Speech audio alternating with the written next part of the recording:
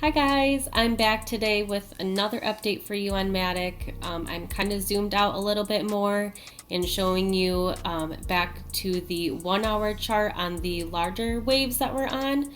Matic has come to a 1.68 projection, which I don't know if you remember, but in my original theory here is where I was thinking it would come up for a third wave. And to me, this means that our first wave then did fail like we were thinking it did when we were tracking that from the bottom. So I'm going to be coming back here and showing you a zoomed out view, showing you how I got this original target here. I'm going to be showing you where you could be buying in if you're not in a position. And then I'll zoom in again back to the 15-minute to show you on my scalp position where I'm going to be taking profit on that as well. And then at the end, I wanted to just touch briefly on, by now some of you have been following both Tara and I and have seen kind of how our trading style is a little bit different. So I'm just going to touch base on that because some people are interested in how we kind of got started learning how to trade, and then kind of talk about how our styles have evolved since we were introduced to trading. So I'll talk about that in the end, so stick around if you want to hear that, and then let's just get into it. Okay, so we have Matic pulled up here on TradingView from Binance. So these targets are a little bit different than what I'm trading on KuCoin. But for this purpose, this is a little bit more cleaner to demonstrate for you. So I'm just going to delete all these fibs and then show you how I got to all these targets here. Okay, so since we're zoomed out here, it looks a lot more clean and put together. But this was the bottom of our C that we've been tracking from the bottom, and this was the one wave that we had a theory that it failed its fifth wave here, and that was my 2.33 target, I believe. So it got messy over here. Bottom line. So in this retrace here, some people also were picked up into a position because it actually came down to a 0.5 target. So some people were picked up and took profit, and I ended up taking profit over here and then shorting. So I'll show you where we're at with that, and we're going to get zoomed in. So as we measure this out, I'll show you how this target came, this 3 target. So we're going to start at the bottom of C up to 1, and then down to where it retraced. And you can see this here, this 1.618 target is your third wave target at 2.735. So it's just shy of that. We could even see a touch on that fib still, and come down. And actually the third wave, you always want to be able to count out 5 waves, and I can already tell that we have 1, 2, 3, probably gonna need a 4th, and then a touch on that fib. So I'm kind of adjusting these as I go, so it's not going to be set in stone. This is where we're at, but this will help you keep it measured as it moves. So I'm going to leave this here because we could still come up to the fib here, and it's getting supported on the MA. So I'm going to zoom in here because I'm scalping. So on the 1 hour chart, this is just, these waves are too big for a leverage position. But if you're not in a position, I'll get this target, and then if you're still in your scalp position, I'll get a target for you. Okay, so for this 4th wave target, let's put that in to make sure that we have that marked nice and clean, and making sure that if it does come up for a new high, that we're pulling this up a little bit. But for now, we're going to leave it right here. And then the 4th wave always targets 382 and then sometimes 0.5. To judge that, I always like to look to the left because 4 can't come into 1. So you can see that this would be a support on the left from here, and then 0.5 looks like it would flip support or resistance to support. So there's that. For 4 to become invalidated, it can't break into 1. So it could technically, if we get thrown off by like Bitcoin or something like that, then it could come even lower, just not breaking into here. if you were to be buying into a position, you're going to want to ladder the 382, so that's 2.46, and then 2.38 on Binance Exchange.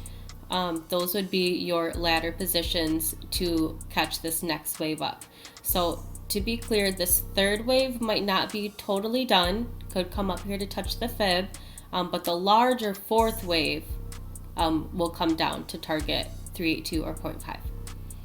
And then I'll get this up here because if you're going to be getting into a position, this is going to be your sell over here. So I'll get that quickly for you guys, and then I'm going to zoom in after that. So the bottom of 1 up to 3, and then wherever 4 lands. So you can see how we need to keep adjusting these if we're going to be trading this. So I'm going to be putting this to where I think it should go. Comes to 0.5, 382.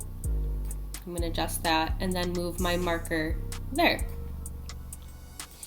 So you can see for this target for the 5th, we have a few markers we would need to move, because if it comes up for the 3rd up to here, you're going to want to move that. For now, that's the high, and then you're going to want to adjust this.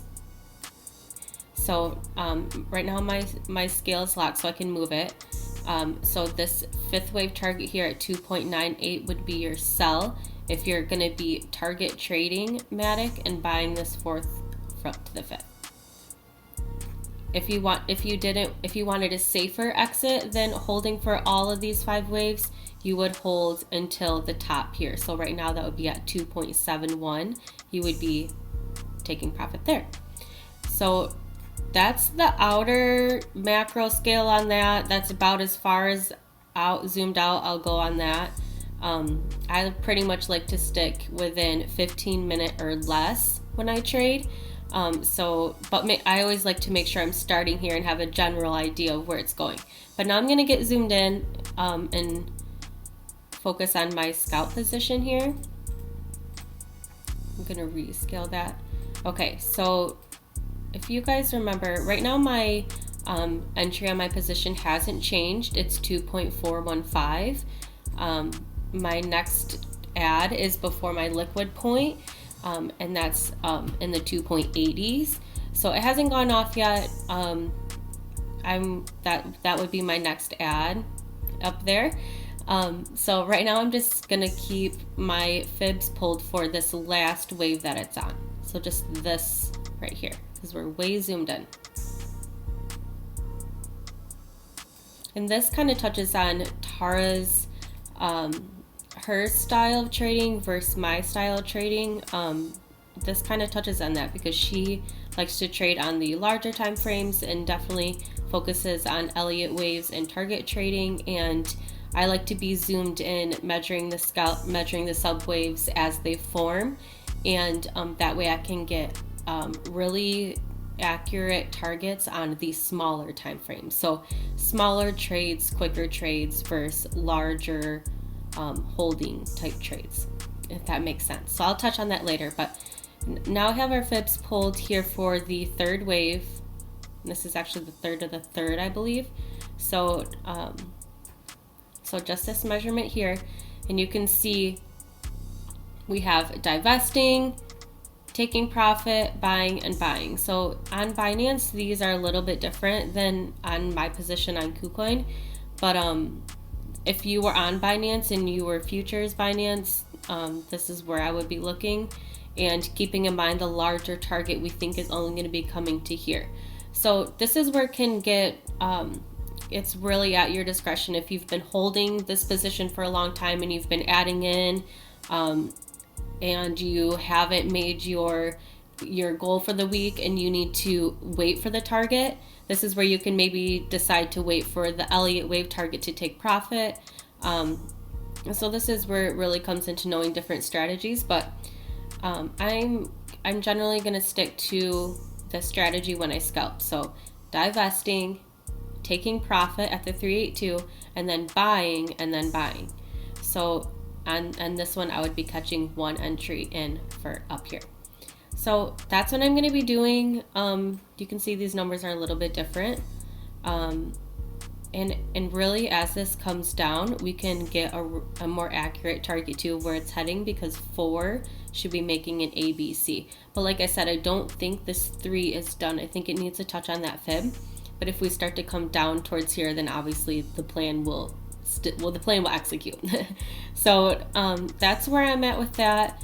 And then, okay, so we're gonna get into how Tara's style trading is different than my style trading. So we both kind of were introduced to Elliott waves at the same time,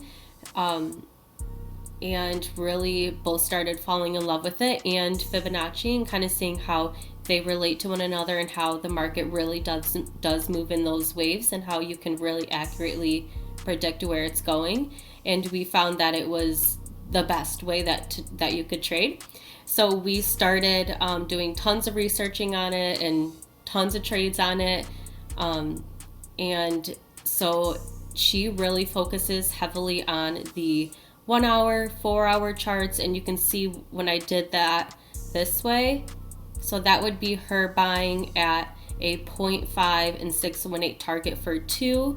And that would be her selling at this 1.6 target for 3, those kinds of trades. So target trades.